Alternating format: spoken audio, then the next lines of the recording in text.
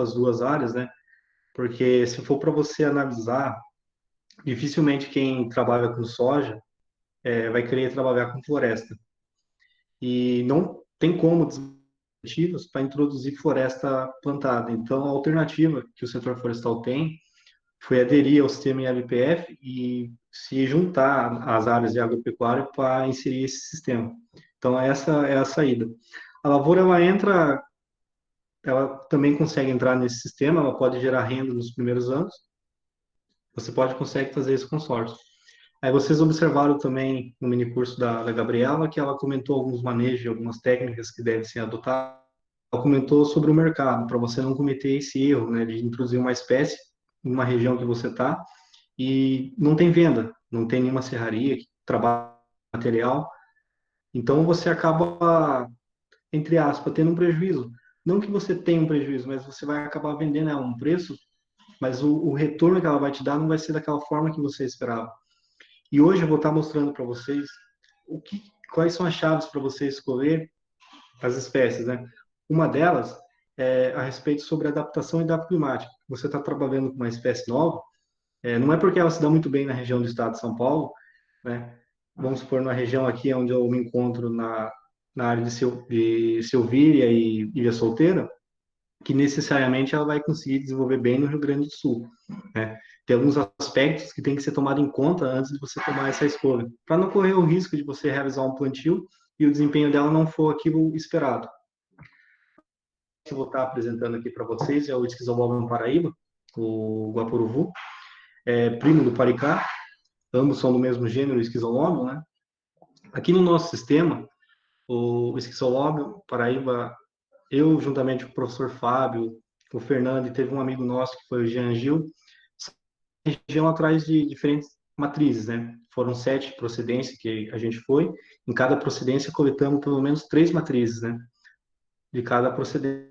Nisso a gente instalou um teste de procedência progênitos do Guapuruvu, que a gente estava avaliando o desempenho dela no comportamento em sistema de LPF, analisando diferentes espaçamentos, que é 3 metros entre plantas e 16 entre linhas, né?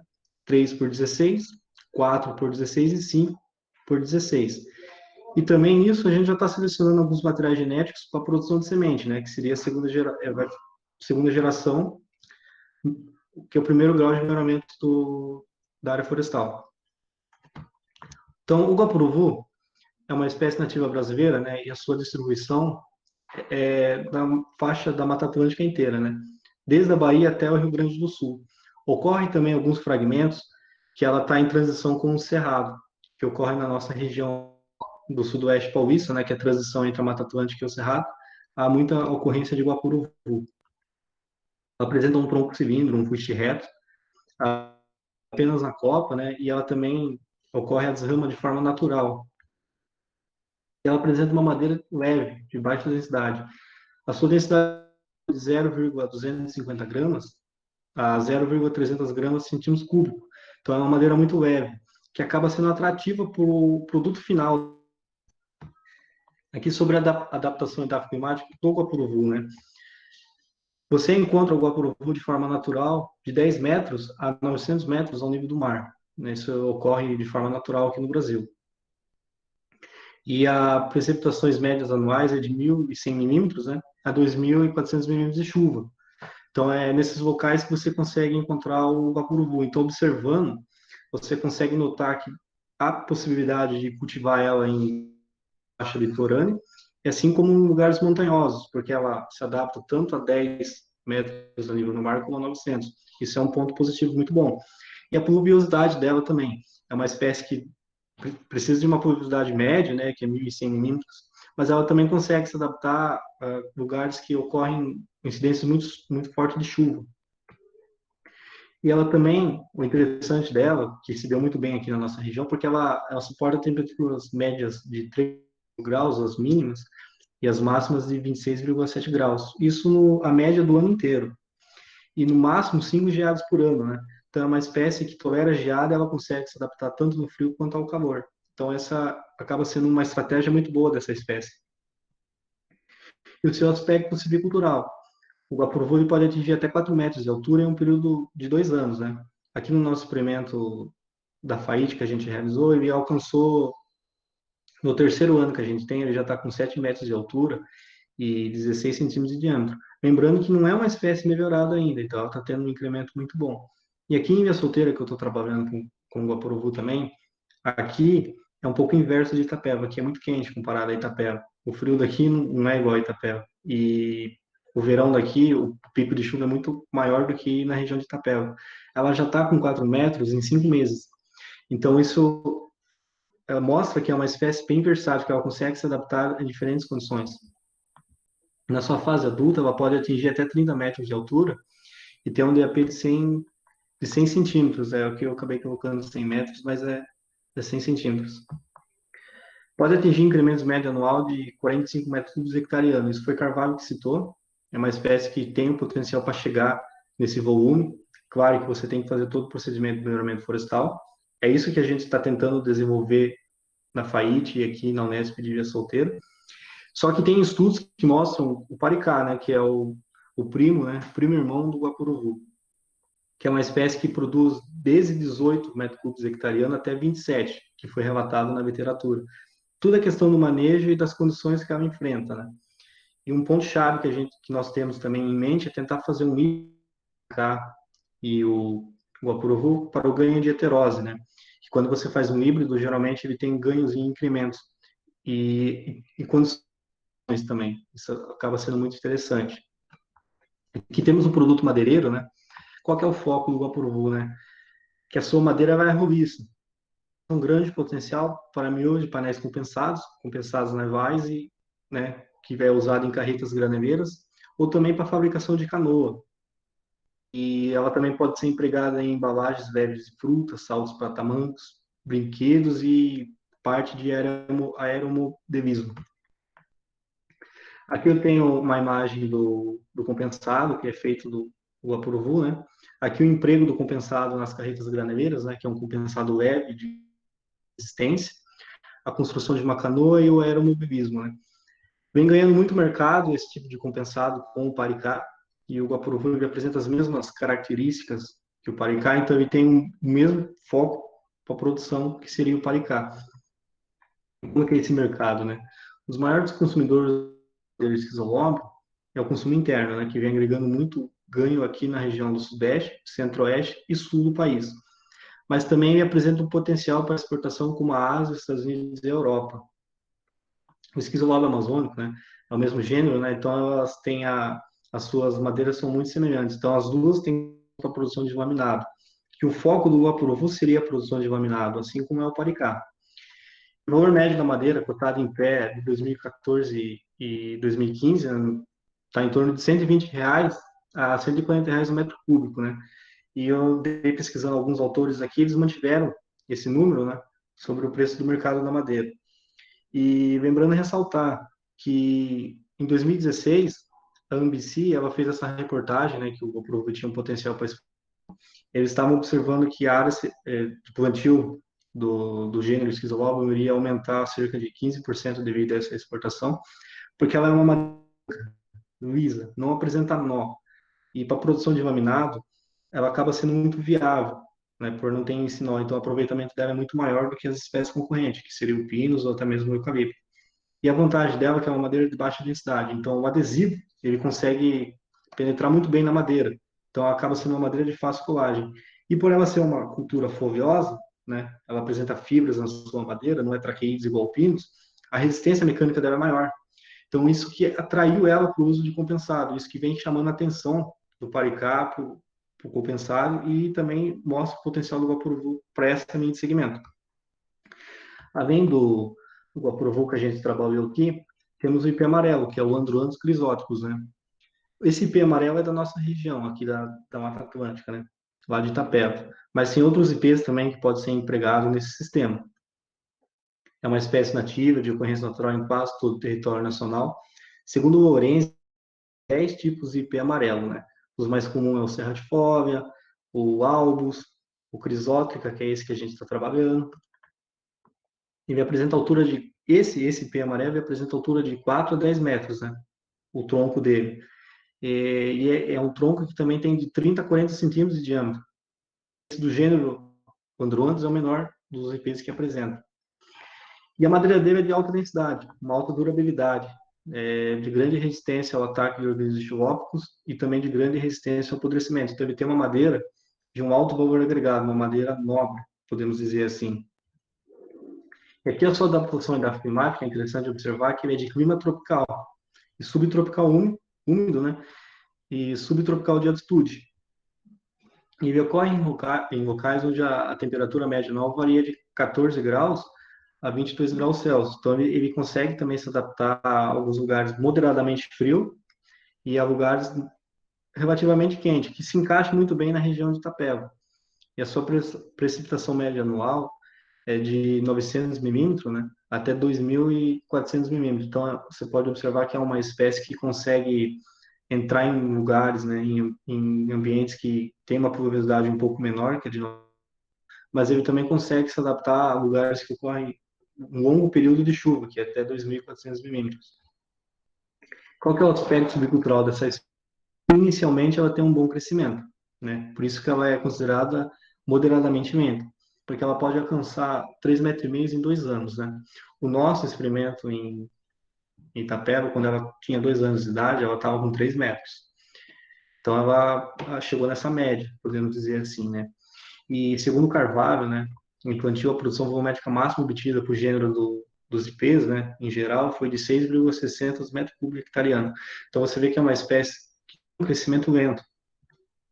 E ela possui tendência de crescer reto quando plantada em reflorestamento misto, né? Por isso que é interessante você trabalhar com essa espécie consorciada, né? Não trabalhar com ela homogênea, mas tentar consorciar ela com uma outra espécie, de preferência de rápido crescimento, para que que ela induza o IP a crescer reto, no caso. Aqui é um produto madeireiro que a gente tem do IP, né, que é a sua madeira, né, que é de 0,90 a 1,15 gramas centímetros cúbicos a sua madeira, então é uma madeira muito densa, uma madeira muito pesada. E ela é amplamente utilizada em construção civil, hidráulica, naval e rural. Ela também é ótima para o uso de assoalhos, tábuas e tacos, né. Aqui temos alguns exemplos da madeira do IP amarelo no caso, né, onde que ela é usada. E também temos o mercado dela, né, que ela tem uma demanda por países como a Europa, principalmente a Inglaterra, e o seu grande uso é nos Estados Unidos também. Tem uma reportagem do Globo Rural, foi no dia 7 de setembro, né, da independência do Brasil, sobre o IP amarelo. Se vocês tiverem a oportunidade de ver essa reportagem, é muito boa. Ela é o mercado do IP amarelo, onde que essa madeira é destinada. É muito bacana, eu recomendo para vocês, se tiverem interesse. E o preço médio do metro cúbico da no estado do Pará, até 2017, né, foi cotado a um preço médio de R$ 2.371. O mínimo era 1.500 e o máximo era 3.500. Eu dei uma checada esse ano também, mesmo sendo atualizada a fonte, eles ainda citam o ano de 2017, então acredito que o valor não tenha mudado muito, isso como parâmetro. O IP amarelo eles vendem por prancha, né, serrada, né? Mas esse é o preço básico que a gente tem de quanto que seria a madeira dele, né? Do IP amarelo, no caso. Além do IP amarelo, também estamos trabalhando com pinos, né? Em sistema de LPF, né? Que é um consórcio entre o pino, o IP amarelo e o cedro rosa, né? Estamos avaliando o comportamento dessas espécies. Esse Pinus HE, que a gente tem o costume de falar que ele é HE, é um híbrido formado pelo Pinus hondurensis, né? Barra Eviote, né? Qual que é a vantagem desse híbrido, né? A gente sabe que o Eviote é o maior produtor de resina, assim, do Pinus, produtor de resina que tem, é o que apresenta a melhor qualidade, né? Só que ele é de clima frio, então ele se adapta muito bem do sudoeste, de Paulista, para baixo do país. Os pinos do Caribe, que a gente fala, né? Aí, que é no caso, o pinos hondurense. Ele já é mais de clima quente. Então, a vantagem desse híbrido que ele fica tanto um mix, que pode se adaptar a condições de climas frios, como de condições de climas quentes. Essa é a vantagem desse híbrido, né? E a mesma coisa, né? Ele cresce em torno de 30 metros de altura, 30 centímetros de AP, e eventualmente ele pode chegar até 45 metros. E a ocorrência desse híbrido que eles estimularam de acordo com a ocorrência dos seus pais de formação, eles observaram 700 metros de altitude, né? como a precipitação média anual em torno de 2.000 a 3.000 milímetros de chuva, então ela precisa um pouco maior de chuva, né? E a espécie são tolerantes às condições tropical, zona equatorial, tropical Brasil Central, equatorial e temperado. Então, essa é a vantagem dessa espécie, que ela conseguiu se adaptar tanto a condições de clima quente como condições de clima frio. E o seu aspecto victural, né, que ela apresenta um crescimento médio de 30 a 44,8 metros cúbicos hectare ano. Então, isso é a vantagem de fazer um híbrido também, né? Vai ter um crescimento precoce, né, quando for comparado aos seus pais, né? Então, o que eu quero dizer aqui é que ele apresenta um crescimento um pouco maior do que o Pinus hondurense. E a sua produção de resina, né, da espécie varia de 3 a 6 quilogramas hectare ano. Isso varia do grau de melhoramento que foi realizado nessa muda que vocês vão estar adquirindo. E o seu produto, né, o produto madeireiro, né? Então, assim, de forma geral, a própria produção de MDF, compensados, laminados, empregado também na movelaria, né? Tem mercado para a madeira de pinos. Só que quando essa madeira é resinada, ela sofre alguma propriedade física, né? Que no caso aumenta a sua densidade. E também a mudança do seu visual. No caso, a propriedade física dela não é alterada, ela perde a qualidade física, mas sim visual. Porque quando é feito a estriagem, para a extração da resina, você acaba fazendo um dano nessa madeira, um dano estético. Então ele acaba perdendo valor por estética. Mas é aí que entra a jogada, que ele pode ser muito bem utilizado no miolo de painéis compensados. Ou, o miolo do painel ninguém vê, só vê a parte final do painel, que é a lâmina. Então ele pode ser empregado nisso. E também o seu produto é a resina, é o que vem chamando muita atenção no mercado, tem tido uma boa demanda aqui na produção de resina. Na região do sudoeste, Itapeva vem crescendo muito, e essa espécie ela tem um grande potencial para a produção de resina. Aqui eu agora vou falar um pouco sobre o mercado dela também, né? Ela não foge muito por ser uma espécie conífera, né? Então o preço da madeira dela é semelhante ao do Eviote, ao do Tera, né? Está em torno de R$ 100 o metro cúbico para serraria, produção de MDF, laminados, né? R$ 100 o metro cúbico da árvore em pé. E a produção de resina é de 2.100 a 2.300. Eu acabei colocando 3 aqui, eu acabei esquecendo de tirar. Mas a fonte da Aresp de 2020 está em torno de 2.100 a 2.000. Também temos o cedro rosa, né, a Cedrela officinalis, né, uma espécie nativa brasileira. Também está sendo utilizado no nosso sistema de LPF, que a gente está trabalhando com ela. É uma espécie nativa, ela é de ocorrência natural desde a Argentina, na Colômbia, no Equador. Ela está na Mata Atlântica, na Floresta Amazônica. Ela apresenta altura de 10 a 25 metros, um DAP em torno de 40 a 80 centímetros. Ela apresenta um tronco reto, um pouco tortuoso, pode apresentar um tronco um pouco tortuoso, mas o seu fuste é até de 15 metros. E apresenta uma madeira moderadamente leve, com alta densidade dimensional. Então, isso que faz o cedro rosa ser uma das madeiras mais procuradas aqui no país e até mesmo no exterior, porque é uma madeira de alta estabilidade dimensional. Ela é relativamente leve comparada às outras madeiras nobres, mas ela apresenta uma qualidade na estabilidade dimensional muito alta. Isso, e a coloração dela, que torna essa espécie muito especial em produção de movelaria. E ela é presente em altitude desde a 7 metros a 1.800 metros a nível do mar. Então, é uma espécie que consegue se adaptar a diversas condições, desde condições próximas ao mar até regiões montanhosas. Então, isso é uma grande vantagem para essa espécie. Ela também, a precipitação média anual varia de 750 milímetros a 3.700 milímetros.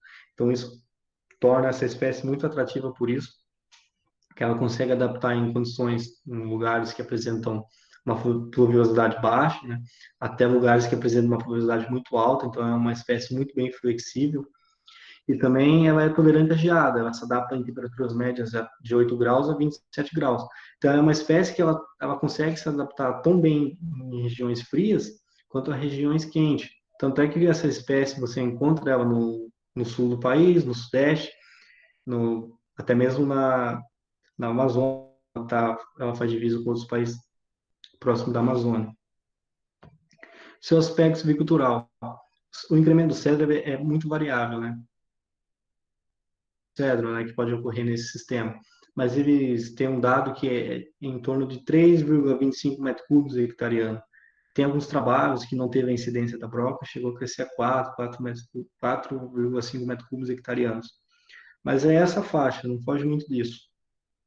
E ela apresenta o melhor desempenho consorciado a outras espécies, né? Porque no início ela é eciófila, né? Que é uma espécie que necessita de sombra. Depois, quando adulta, ela se adapta às condições heliófitas, né? Que ela já consegue ficar resistente aos raios solares, né? Por que que é interessante consorciar ela também, né? Consorciar ela com outra espécie, devido mesmo à própria broca da madeira, né? Que é a broca do cedro, que é exclusiva dela, que inviabiliza até a higiene. Então, você consorciando o cedro rosa com outras espécies, você tem a possibilidade de amenizar a incidência dessa praga. Você não vai impedir que a praga chegue lá, mas você pode amenizar o impacto dela. Então, essa é a jogada. Se você quiser trabalhar com cedro rosa, você tentar fazer esse consórcio. Aqui tem o seu produto madeireiro, né, que é uma madeira moderadamente densa, né, desde 0,47 a 0,61 gramas por centímetro cúbico, né, relativamente densa. É particularmente indicado para construção civil, como mesianas, rodapés, forros, janelas, lambris. É uma ótima madeira para movelaria. Em construção naval é usada em acabamentos internos e decorativos. É uma madeira rosa avermelhada, né, uma madeira que chama atenção. Aqui temos alguns móveis dessa madeira, né?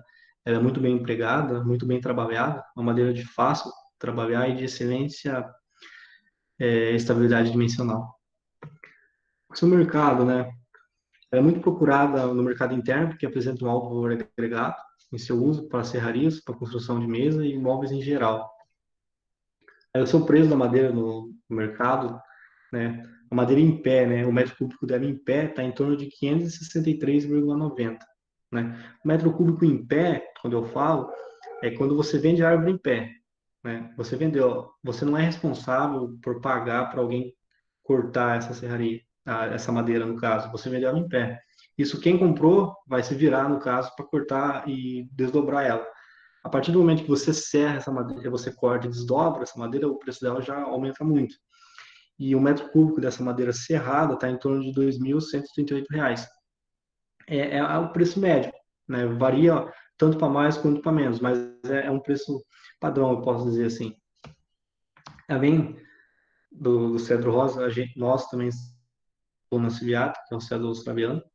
Ela foi introduzida aqui no país até para poder substituir o cedro rosa, devido o cedro rosa ele ser muito atrativo para a broca da madeira, a tona ciliata já não é.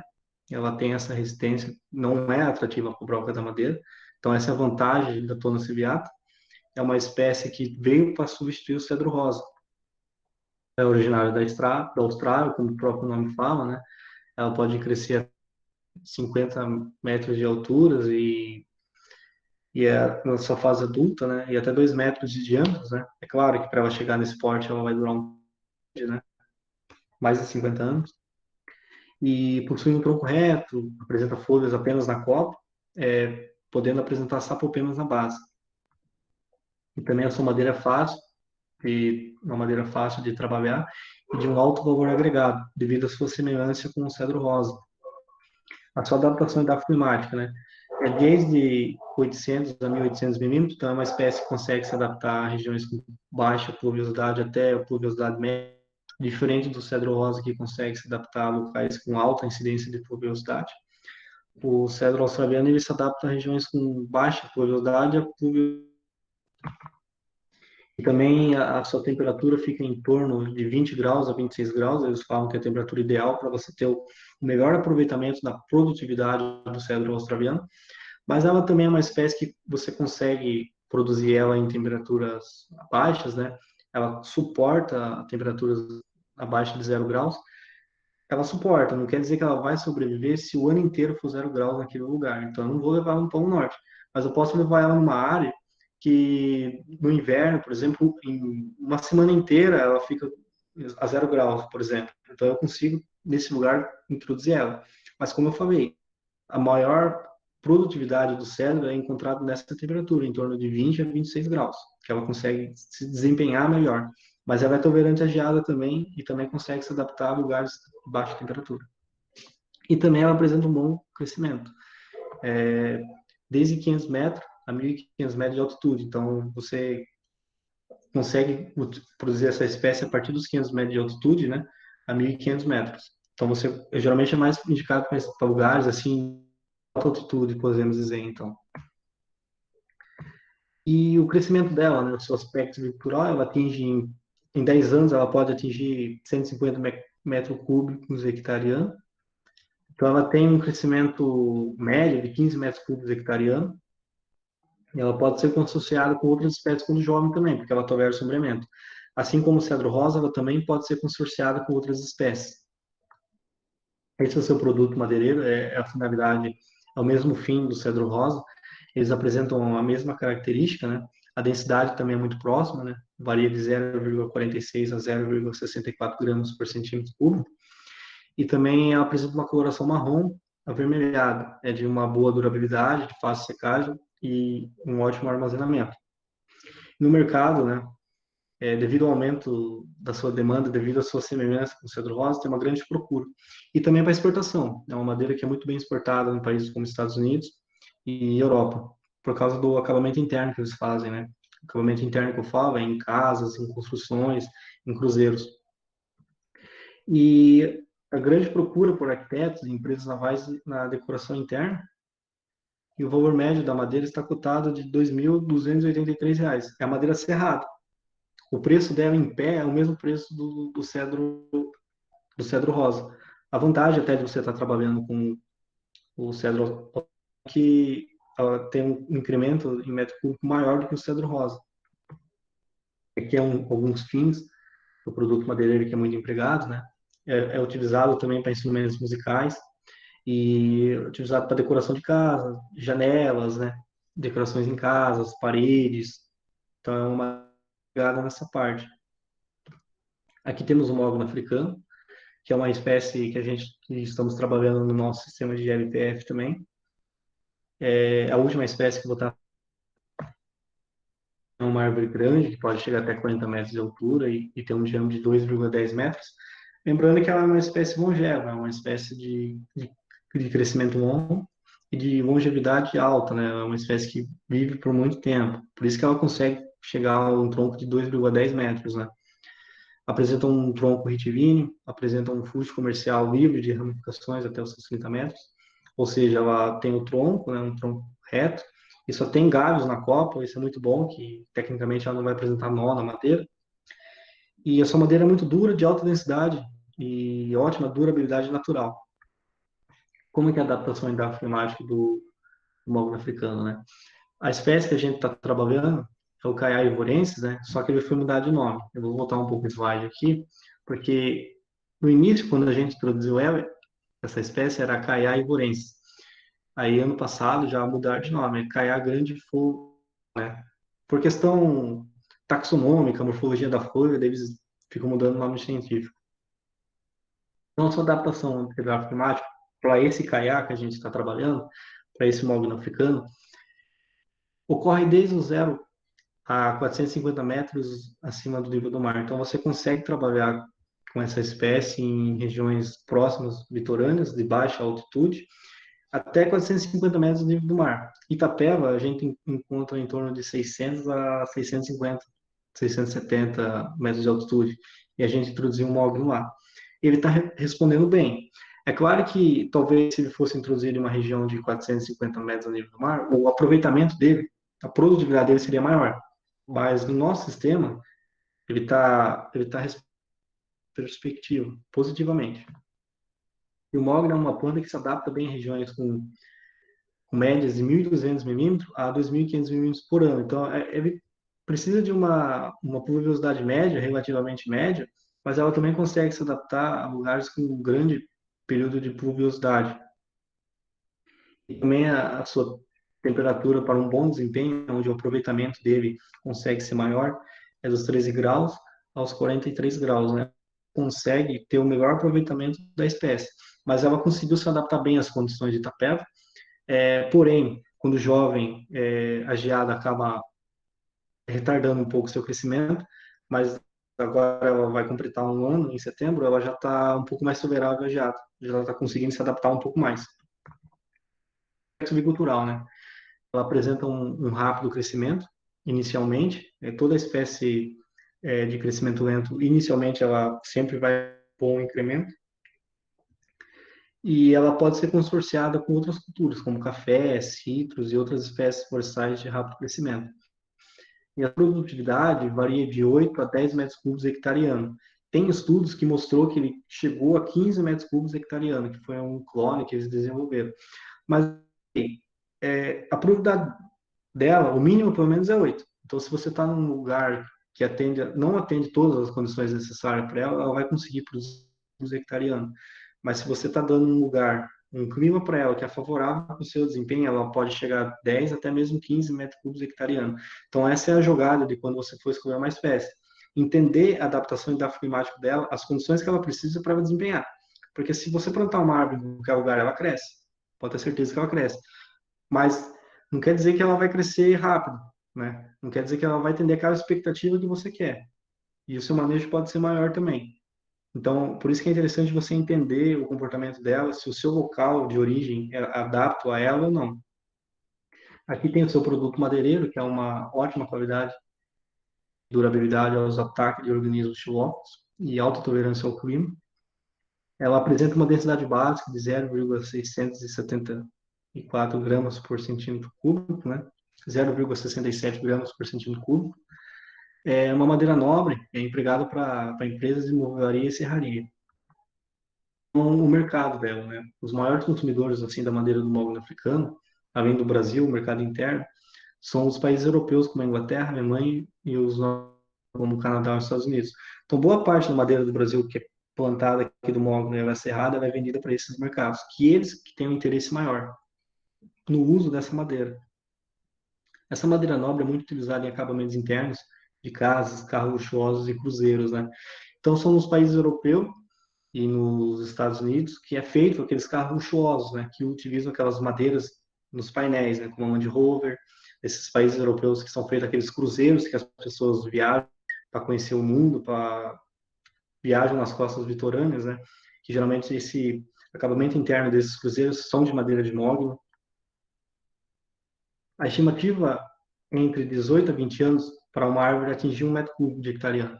Então, se você está com o seu mogno africano em condições favoráveis, condições que é apto para ele ter o melhor desempenho dele, entre 18 e 20 anos, uma árvore vai ter 1 metro cúbico. Então, é um tempo relativamente muito grande.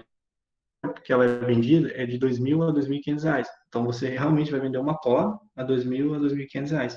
Só que tem que lembrar que o mogno africano, mesmo que seja um sistema de LPF, inicialmente você vai plantar ele sempre bem adensado para induzir ele a crescer, né, para evitar as ramificações dele. Posteriormente, você baixa de 25% quando ele tiver com 4 anos. Essa madeira, ela é uma madeira que não tem muito cerne, então você não consegue utilizar ela para serraria, dela para carvão.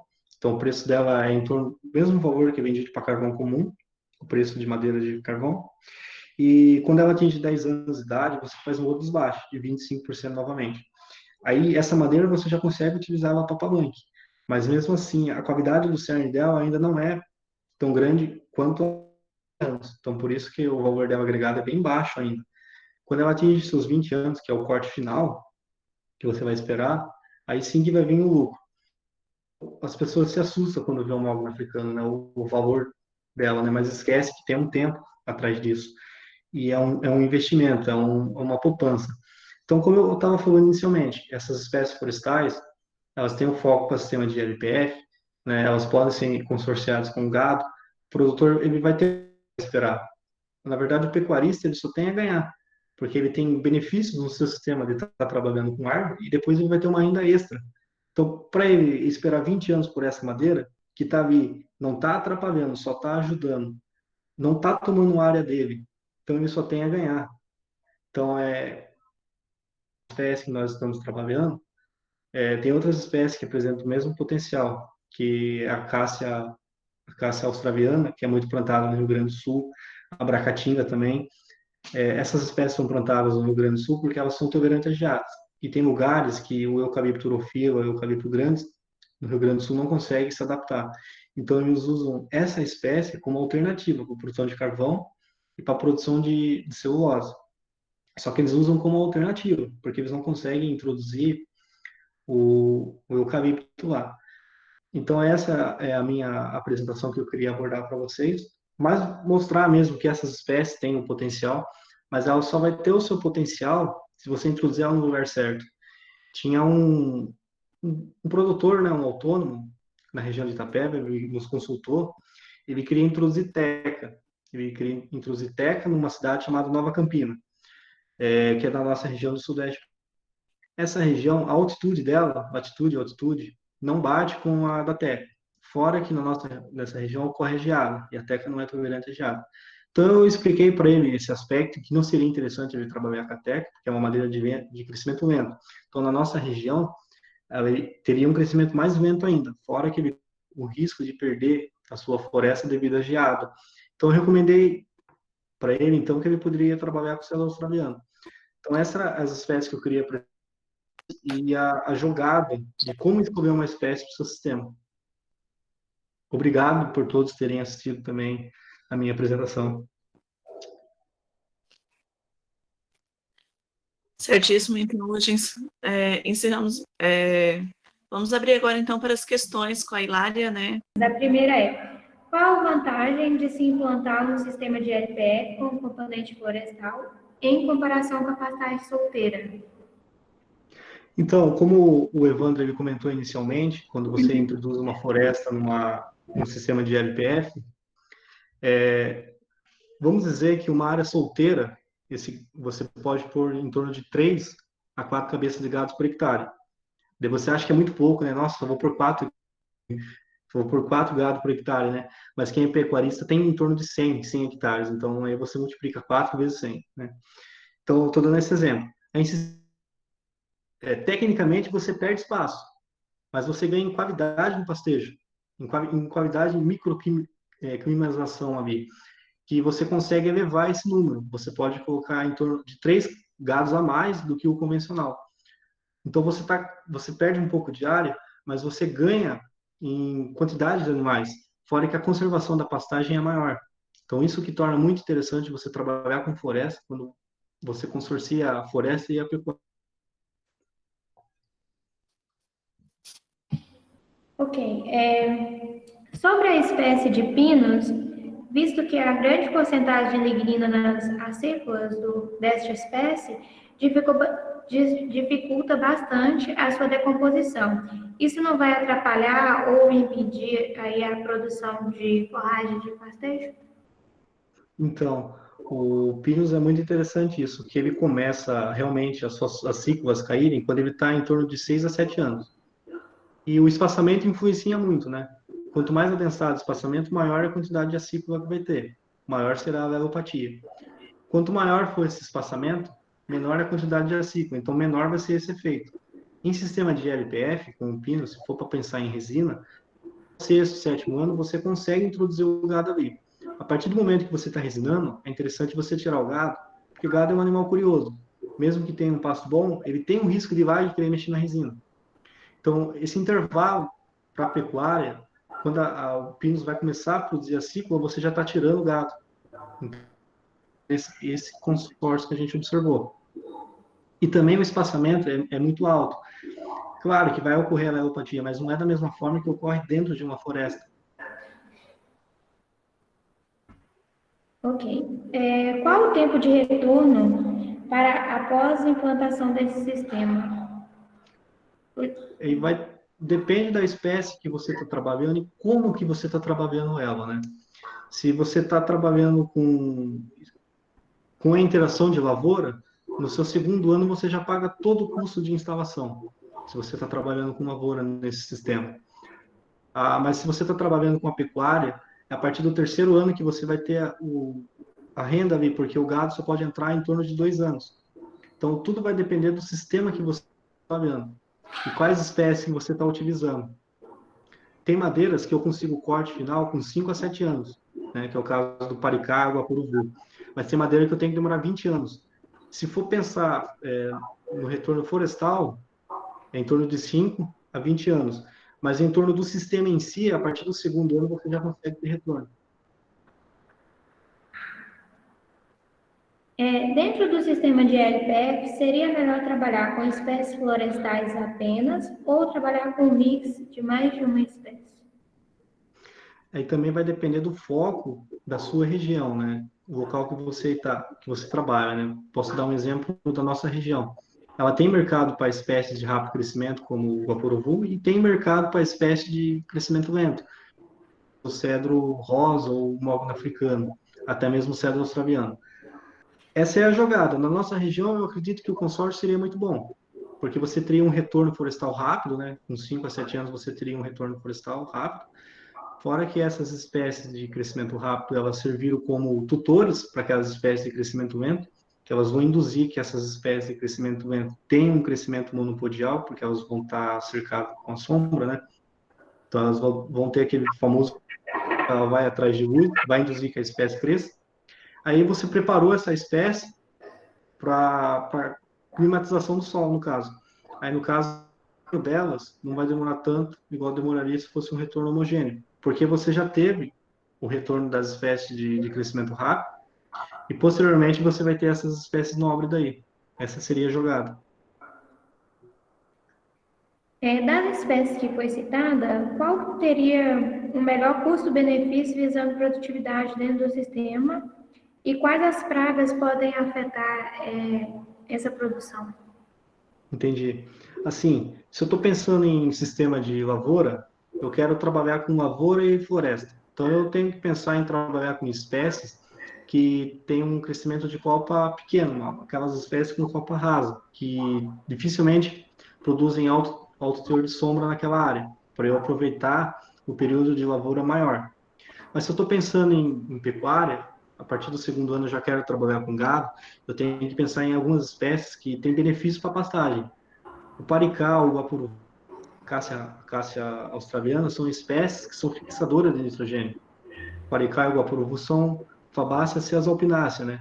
Então elas têm capacidade de fixar nitrogênio da atmosfera no solo. Isso é muito bom para pastagem, porque eles vão estar conservando muito mais a pastagem. E se eu for pensar em querer trabalhar com lavoura em um período longo, eu posso estar trabalhando com cedro australiano, com mogno africano. Então, tudo é que tipo de foco que você está trabalhando, com qual que é a sua necessidade no momento.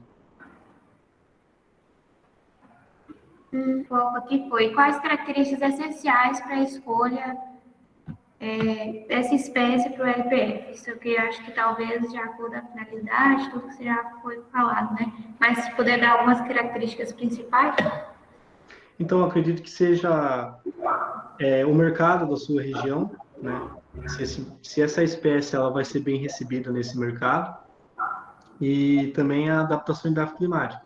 Se o ambiente ali é favorável para a sua instalação.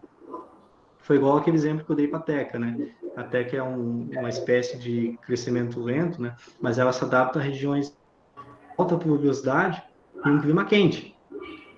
No sudoeste paulista ali não seria interessante eu trabalhar com a teca porque as condições favoráveis ali para ela é a oposta. Ela pode se adaptar ali, sim, mas ela não vai ter aquele desempenho esperado. Ela vai ter um desempenho mais lento. Então o retorno dela vai ser mais lento. Aí tem que ver se vai valer a pena disso ou não. Quero agradecer a todos pela presença. Muito obrigada.